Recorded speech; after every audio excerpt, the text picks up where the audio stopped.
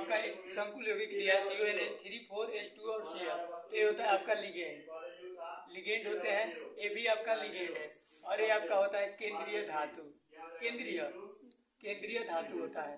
तो नामकरण करते समय यहाँ पर ध्यान देते हैं कि कौन धनायन है कौन सा ऋणायन है। Cl2 के ऊपर आपका 2 निगेटिव होता है तो इसके ऊपर 2 पॉजिटिव चढ़ेगा, ठीक। अब और यहाँ पर आप सबसे पहले लिगेंड को लिखोगे, तो यहाँ पर है आपका टेट्रा और NH3 से होता है आपका एमीन, टेट्रा एमीन, फिर होगा आपका एक्वा और ये आपका क्लोरीन है तो यहाँ पर हो जाएगा क्लोरीडो। संकुल यौगिक में होगा तो क्लोरीडो ब्रोमीडो क्लोरीडो और यहाँ पर होगा आपका कोबाल्ट, केंद्रीय धातु कोबाल्ट। ऑक्सीडेशन नंबर निकालो कोबाल्ट का, तो कोबाल्ट का X हो जाएगा। NH3 का आपका होता है 4 एटम है तो 4 × 0 और प्लस H2O का आपका 0 हो जाएगा और क्लोरीन का -1 और यहाँ पर 2 क्लोराइड है तो यहाँ पर 0 हो जाएगा आपका X - 3 बराबर 0, तो आपका रिजल्ट आएगा X बराबर +3। तो इसका मतलब होगा आपका कोबाल्ट 3 और जो बाहर है उसको जैसे होता है ऐसे लिख दिया जाता है। अगर क्लोराइड है तो क्लोराइड, अगर Br है तो यहाँ पर हो जाएगा ब्रोमाइड। आगे देखो आप इसी तरह से A है, इसमें A भी आपका लिगेंड और ये आपका केंद्रीय धातु है तो इसका लिखवा ये हो जाएगा आपका कौन सी टेट्रा। 3 है तो यहाँ पर होगा ट्राई और NH3 तो आपका होगा ट्राई एमीन और ये हो जाएगा ट्राई और एक्वा और फिर आपका होगा क्रोमियम।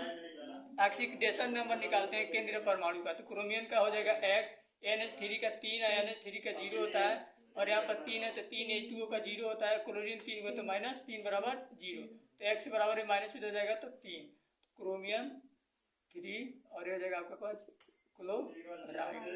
पुनः आप देखिए यहाँ पर फिर से आपका होगा यहाँ पर 3 को है निगेटिव तो यहाँ पर 3 पॉजिटिव चढ़ेगा और ये होगा आपका 6 है तो हेक्सा और NH3 से क्या होता है एमीन, हेक्सा एमीन और होगा आपका क्या कोबाल्ट।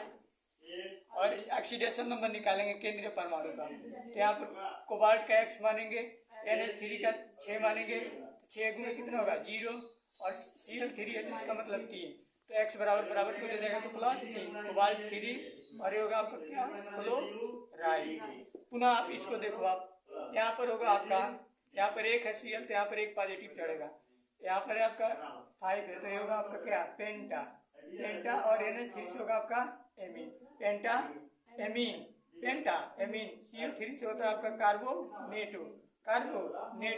हम लिगेंड को लिखते जाते हैं कार्बोनेटो और पुनः होगा आपका कोबाल्ट का ऑक्सीडेशन नंबर निकालो।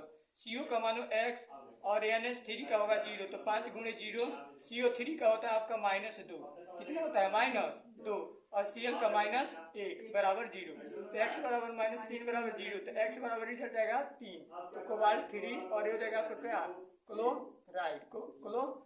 इसी तरह से आपका देखो यहाँ पर K3 है तो इसका मतलब 3 पॉजिटिव होगा, तो 3 पॉजिटिव होगा तो इधर 3 निगेटिव चढ़ेगा ही चढ़ेगा। सबसे पहले पॉजिटिव वाले में इसको लिखते हैं तो ये हो जाएगा आपका पोटेशियम, डायरेक्ट लिख देते हैं, इसमें ट्राई टेट्रा नहीं जोड़ा जाता है, पोटेशियम और ये हो जाएगा आपका क्या होगा टेट्रा, पोटेशियम टेट्रा और C2O4 का अर्थ होता है ऑक्सीलेटो